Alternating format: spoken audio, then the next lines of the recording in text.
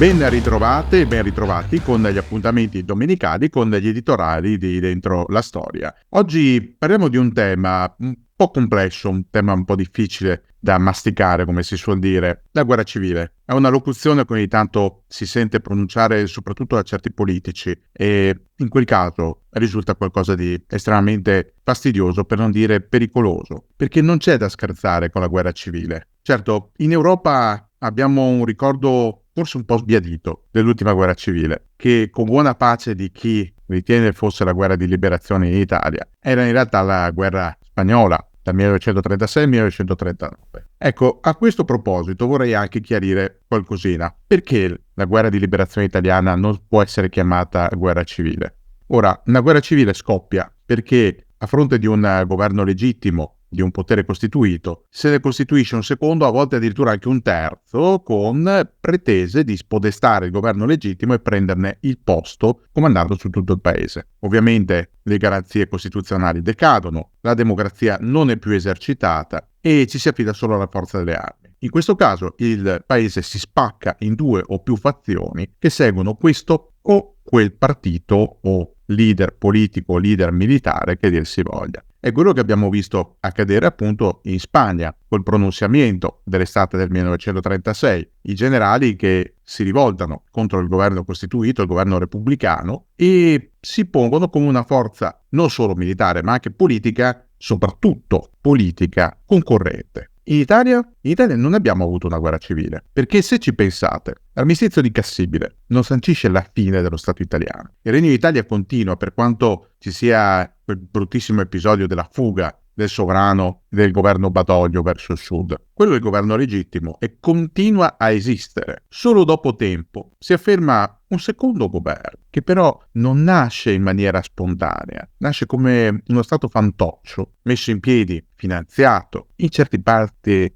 anche governato o comunque sostenuto da una potenza straniera che fornisce armamenti, fornisce logistica, fornisce appoggi di vario genere e che ha la pretesa di governare su una parte del territorio, non su tutto. La cosiddetta Repubblica Sociale Italiana non può essere vista come un tentativo di spaccatura politica con la pretesa di una riunificazione statale attraverso un nuovo soggetto che spodesta quello legittimo. È semplicemente uno stato fantoccio costituito per delle questioni strategiche funzionali all'invasore, cioè alla Germania nazista. Non si può parlare di guerra civile nemmeno nel caso degli Stati Uniti. Vi ricordate? Unione contro Confederazione nell'Ottocento. Ecco, benissimo. In quel caso non era il tentativo della Confederazione di sostituirsi allo Stato legittimo, ma una secessione, la volontà di separarsi da uno Stato unitario, creando una nuova entità politica in cui vigessero altre norme, altre leggi,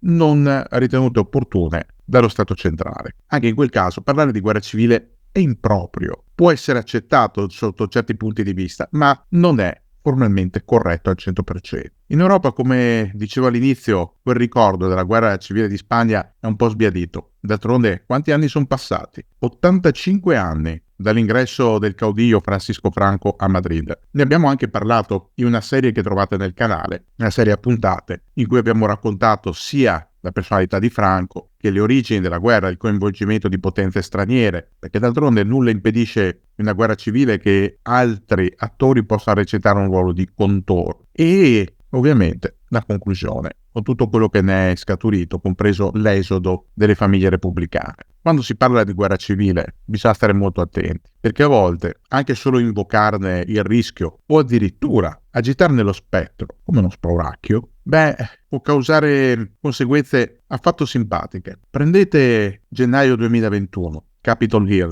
ve lo ricordate? L'assalto al Congresso. Ecco, quello può essere una specie di prodromo di guerra civile, perché d'altronde, in quel caso, i sostenitori di Donald Trump non volevano far altro che sovvertire l'ordine democratico. Le elezioni c'erano state contestate, certamente, con risultati a scarto ridotto in certi casi, ma alla fine avevano dato un risultato chiaro e soprattutto legale. Il tentativo di sovvertire quel risultato altro non era che una volontà di praticare una guerra civile, di rinnegare ciò che era l'autorità costituita, per impiantare un governo completamente diverso. Questo volevano i rivoltosi di Capitol Hill quel 6 gennaio del 2021. Ora da più parti si sente parlare del rischio che quella scena possa ripetersi. Già, cosa potrebbe accadere il prossimo novembre? Tutti i sondaggi dicono che Donald Trump è il favorito per tornare alla Casa Bianca. D'altronde anche confronti televisivi con Joe Biden gli arridono. Per quanto Trump, per la morale americana, una morale che si basa principalmente su quei Pilgrim Fathers che arrivarono sulla Mayflower, non è un personaggio degno di rispetto. Un uomo che mente più e più volte, che truffa lo Stato, un uomo che ha utilizzato fondi elettorali, sarebbero da destinare esclusivamente a fini elettorali, per pagare una pornostar con cui era stato a letto, tra l'altro nel periodo in cui sua moglie aspettava un figlio.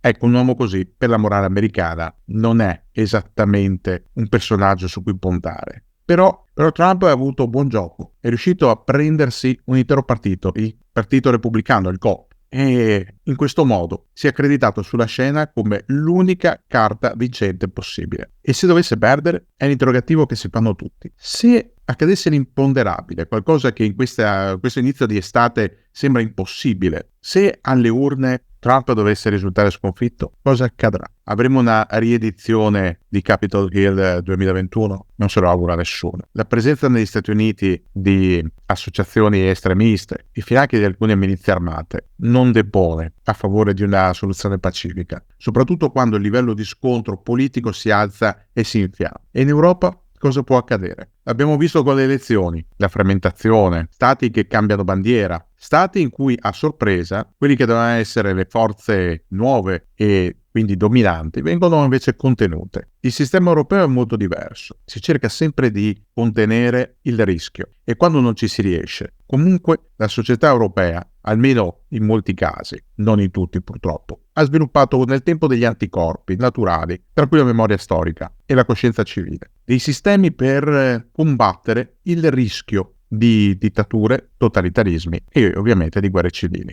Non vale però in assoluto ovunque. Allora ecco perché occorre restare ben vigili quando si colgono alcuni segnali. Se voi rileggete la storia degli anni 20 e 30 del secolo scorso, sapete cosa troverete? Troverete una crisi economica devastante, la crisi del 29 che rovinò intere economie, mise sul lastrico milionari. Troverete il clima di incertezza, troverete una spinta quasi inesauribile verso l'estrema destra o comunque verso l'uomo forte, la persona che riesce a incantare le masse con promesse che partono da sicurezza, tranquillità, affermazione, economia solida e pace. Le avete già sentite? Credo di sì. E poi conflitti che si sviluppano a volte molto distanti, altre volte più vicini, e che vedono l'occhio interessato o a volte la partecipazione degli stessi attori esterni che giocano grosse partite al tavolo. Insomma, a rileggerla con le parole di Karl Marx, è proprio vero, la storia si ripete, prima come tragedia, poi come farsa. E la farsa che cos'è? È solo una imitazione di ciò che era stato prima, è una imitazione che come tale non può riuscire bene. L'essere umano dovrebbe essere abbastanza intelligente da evitarla la farsa, da riconoscerla per tempo, da contenerla, da respingerla. Ce la faremo? Riusciremo a evitare il rischio di nuove guerre civili? Io me lo auguro e con questo mio augurio vi saluto nuovamente augurandovi una buona domenica, augurando buone vacanze a chi di voi è già partito per le ferie e buona sopportazione purtroppo dell'afa e dei fenomeni meteorologici per chi è rimasto in città e a risentirci presto con dei nuovi contenuti di qui dentro la storia.